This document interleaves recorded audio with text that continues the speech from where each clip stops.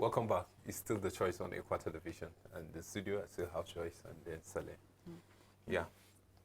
Like I was saying earlier, you know, just humanity first. People will tag you pastor or imam or anything once your mind is centered on people. And like these people, I will say they shouldn't look, they should look beyond the color. There's a reason why people give them this particular mandate. And then see that margin coming from Benue. And then that alone should tell you you don't have option than to perform because there's a high expectation. You understand? So sometimes, you know, in the history of our election, you see some governors whereby they are being loved, they are being cherished by their people, and because of that, people, you know, trust them with that leadership. And the end of 4 years, they disappointed them. And then you see them now struggling in forcing themselves when it comes to election. That's when you will see all this battle of rigging, you know, changing results and the rest. And you ask yourself, then when you are coming, it was easier. You just came and they gave you, and then now you are struggling with 10,000, 2,000, 3,000 margin. Then you know that something is wrong. Yeah, you know, somebody, if you should ask me, I think, just like you said, you took that word out of my mouth, the fact that they should look beyond the color. I think that every governor, regardless of whether you are having the color or not, whether you're a clergyman or not, they are all image bearers of their various states. So they have something to give. So in as much as, yes, giving the mandate to all of these clergymen, we are believing that you can actually perform. But this shouldn't be that because you're not a clergyman, you won't perform. We are all image bearers. Regardless of where you are, you're supposed to represent your people well, because wherever you are being tagged together with the people. So it's not about your personal interests anymore. It's about the interests of your state entirely. So just like we are saying that we can see clergymen now coming into it, I'm really excited that they're doing that, and they are also making fact that now Christians are involved in politics. So politics is no longer dirty because individuals are the ones that make the politics look dirty. So we just hope that everybody that have been elected, whether in the State House of Assembly or even as governors, they should realize that they have an image to protect over there. They have an image to show the world. They have something to rectify. There is something that the people want them to do. And they should put that garment knowing the fact that that seat, just like we keep saying, that if you are on that seat, when they call you honorable, you should act honorably. Not that when they call you honorable, your act and your behavior is deceitful. So we are hoping, we're looking forward that we're in a time where right now followers have now known their power, and they're going to hold you accountable every step of the way. Whatever you do, they will call you back and let you know that you promised us this. We are hoping to see that. Let it not be you go over there and then you have deceived the people, letting them know that I'm ready to work, and then you go over there and then it's all about you. Let us pass that time that a governor will make road and now be telling us that I have not made a road for you as if it's an achievement. So we just hope that at this point in time, everybody will realize that beyond infrastructures that we're seeing, because it's in the taxpayers' money, let us see you doing something much more. Let the people feel your impact, that when you're out of office, you can be a reference point to every body that is on power. If it's about the governor, they keep making reference. Why didn't you see the way this other leader was? Didn't you see how this governor was? Didn't you see how this representative is? We've seen that the youth are getting involved right now. In Nasarawa, we can see a 25-year-old. In Kwara, we're seeing 26 years old. We can see that a lot of things is changing. So I really love the change in the way things are moving in this politics. But we just hope that we'll keep heading towards a greater height. That this should be the least we can be. We should be heading for greater things in future. So I just hope that that will be the way we'll be moving.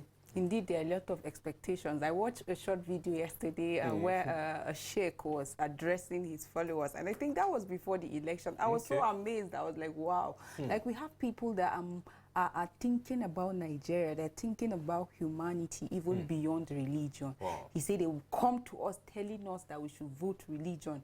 We should vote this person because he is from our religion. Is it about the religion? Are we looking for a religious leader or head of our, like, what they believe in? Or they are looking for somebody that will head Nigeria, bring us out of this insecurity that we are in? Well, he spoke about the money policy that has led to so many people dying, even of hunger. hunger and all of that. He was telling the people, no, your basis for voting should not be on religious ground. For example, even if the person is your religion, let it be competent. He should have that ability to deal with the challenges that are facing the people. And then people must understand that now when you emerge, especially for those that have emerged, and maybe at the end of the day, the mandate will still be with them, eventually it is time for you to serve the people. As a leader, as a governor, as a member of the State House of Assembly, it is about the people. You're there to represent the people. Politics now is beyond all those sycophants that you gather around you that will be telling you, oh, don't worry, don't worry, don't worry. They are not telling you anything. It is grassroots politics right now that is playing on ground. We've seen it through these elections. Some have gathered sycophants that kept deceiving them. But at the end of the day, the people that went to the grassroots to hear the problem, to know what the people are facing, that related more with the people, got the vote, even without spending very well. Sure. We saw how the people that even spend more money did not emerge at the end of the day. So now this is a message to people out there, especially those that are now, whether governor-elect or member, House of Assembly-elect, or House of Reps or Senator-elect. You should now start thinking of all the promises that you have given. How do you hope to bring it to reality?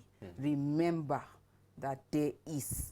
It's just 4 years now. This you're going into is 4 years. Just 4 years. In the next 4 years, there will be another election. And it's either you're voted in again or voted out.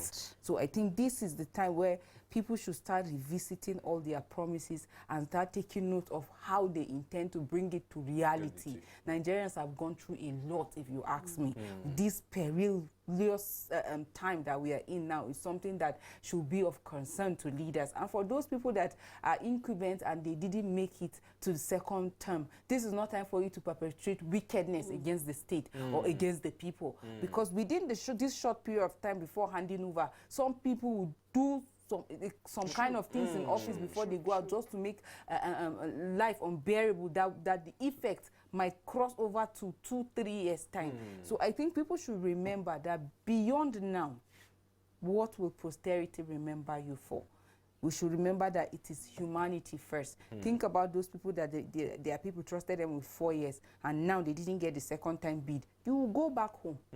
How will the people look at you? They have entrusted you with 4 years, and for 4 years you didn't even go, let's say, up to 5 times to even have meeting with your people to know what they are going through. And in the state, at the state level, you are member representing that constituency. No road, no potable drinking water. They don't have dilapidated school structures and all of that. You did not do anything. And now that you came up with second term, they did not vote you, and you have to return back to that constituency that you did not develop. So for those people that now have their way, they should start thinking of how to bring development to grassroots. Not just within the city town, or where you just construct road that will just stop at your gates or your relative gates. No, it should be about the people. When you go back, or when you're coming back, the people can trust you. I've seen how some candidates have gone and say, oh, I'm sorry, my first 4 years I didn't do well, please forgive me. And people say, no problem, we are forgiving you. When they went to vote, they voted them out. Let's think humanity.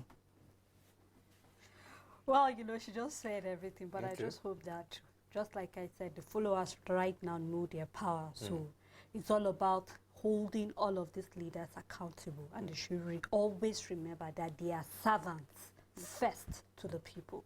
So I hope that they will take that in mind as they go about doing their responsibility and doing all that is expected of them at the end of the day. Thank you for doing this with me now, and I'm so grateful that we're able to contribute our own quota. And I believe the viewers out there, you know, are watching, and then they are gaining more from all our contribution. And for the viewer out there, we want to sincerely thank you for choosing Ekwa Television. And we promise you that the choice will still come back later. But for now, we just want to take a break, but continue to watch our programs. Thank you, and God bless you.